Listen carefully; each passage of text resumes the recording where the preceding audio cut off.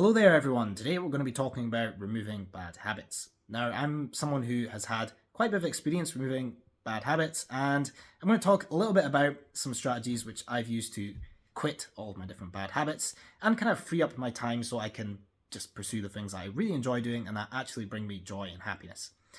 So, first of all, before we jump into the kind of 3 step process, which I personally found was really effective to quitting all my bad habits, I want to talk a little bit about different types of bad habits that you can get. So, they can vary a lot. They can be quite small. It can be simple things like maybe not being able to go to bed at the same time every night could be a form of bad habit. It could also be like a thought pattern, right? So maybe thinking in certain ways, or maybe when you see a certain thing, it kind of triggers a kind of negative thought loop. So, and then of course you've got your kind of like addictions and things like that. So more extreme things like maybe substance addiction, like or addiction to alcohol and things like that, or it could be junk food. Or you can also get internet addictions as well. Like, of course, we have doom scrolling or social media and things like that as well. So there's quite a lot of different types of addictions. And for me personally, the kind of addictions I was struggling with in my late teens were mainly surrounding the internet, to be honest. And I also kind of struggled with food for a bit as well, like mainly like um, just eating food that wasn't good for me and maybe buying too many takeaways and things like that. And I also struggled with depression and anxiety for quite a while as well. And I feel like these bad habits were a real constraint on me being able to get through this kind of period of depression. So it really helped here. And I really don't want people to underestimate the benefit of quitting bad habits because they can kind of entice you into thinking that you're going to get some joy out of doing this bad habit, but you always feel kind of like crap, to be honest, after it. So it's never really a great thing. And even if it's kind of a smaller thing, being able to free up these bad habits is just going to bring more joy into your life overall. So yeah, that kind of taps more into that idea of kind of fake fun versus real fun. So I feel like bad habits can kind of entice you with this kind of fake fun that's going to be, oh, it's going to be great, it's going to be this, it's going to be that.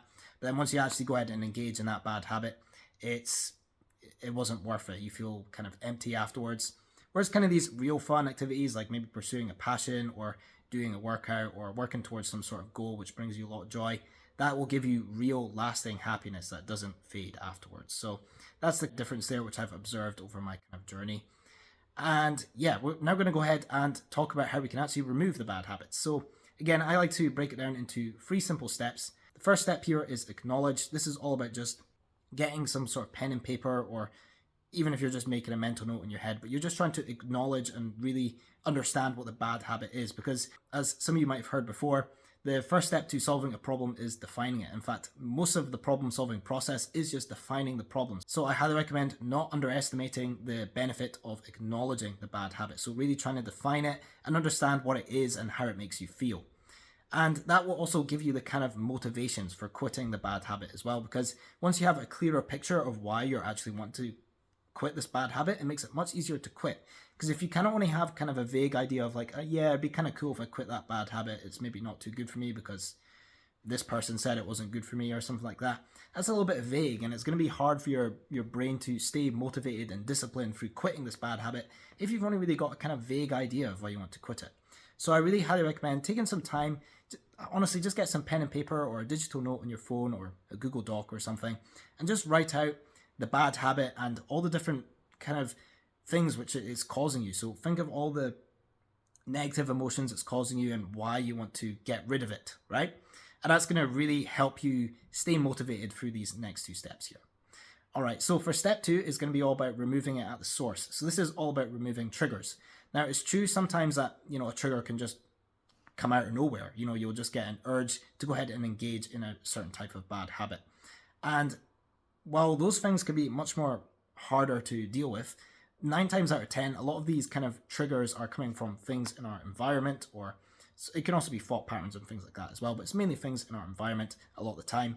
For example, if you're someone who struggles with maybe browsing social media as soon as you wake up and then you don't really have the energy to do the things that you maybe wanted to start the day with, like maybe if you wanted to wake up to go for a run, then you woke up and then you start browsing social media and all of a sudden you don't really feel like going for a run or something like that.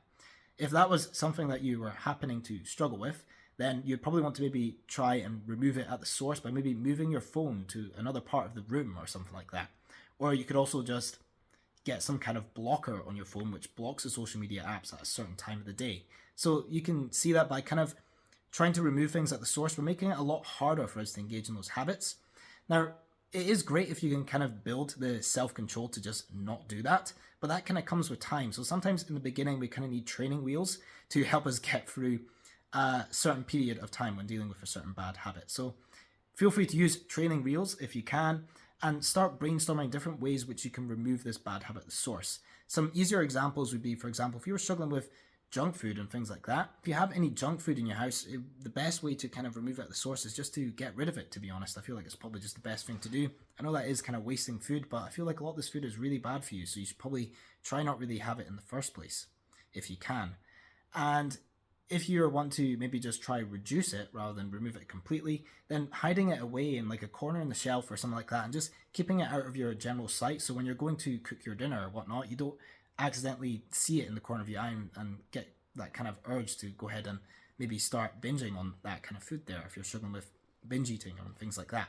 So you can start to see how sitting here and thinking about the different kind of triggers which are causing you to go ahead and engage in this habit that you're wanting to quit can be a great way to then go ahead and figure out how to start removing these triggers, right? So that's really helped me a ton there as well. So I hope you will find that tip useful as well. And then the last step here, so point number 3 here, is to focus on overall progress. Now this is probably the most important aspect here, because it can really hinder our motivation if we get deeply discouraged by stumbling back into a bad habit. So maybe you're making some progress for a while, and then all of a sudden you do what you call kind of like a relapse. You go back into that bad habit and you engage in it again. You feel like all the progress is lost.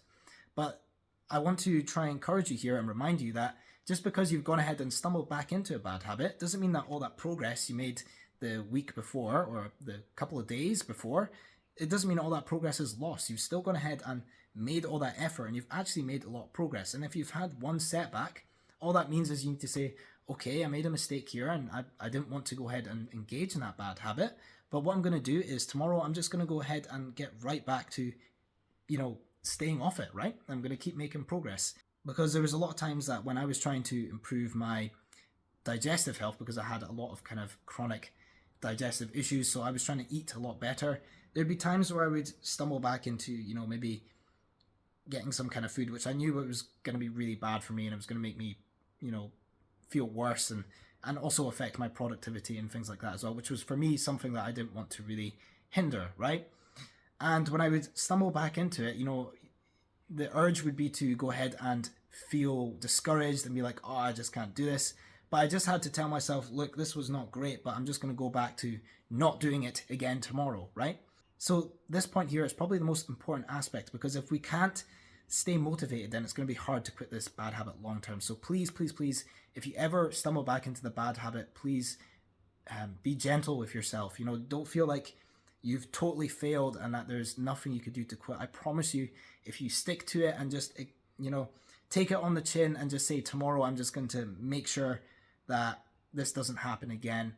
And if you can do that, or if you can just keep persevering through it, if you can just keep persevering through trying to quit this bad habit, especially for some of these more difficult to quit bad habits, if you persevere, you will get through to the other side. So I just want to try and encourage you here. You can quit any bad habit you set your mind to quitting. So yeah, that pretty much wraps up the 3 steps here. Just to give you a quick recap. First of all, you just want to acknowledge the bad habit and why it's causing you misery and why you want to quit it, just so your brain gets a clearer idea of why it's important to quit. And then number 2 is removing it at the source. So just trying to remove as many triggers as possible, so that way you're making it much easier on yourself to actually stick to quitting this bad habit, right? And then the last step here is focus on overall progress. So you want to look at the overall progress you're making, and if you do have any setbacks, don't see that as like all the progress you've made already is gone. See that as like just going down a few steps rather than going down the entire staircase, right?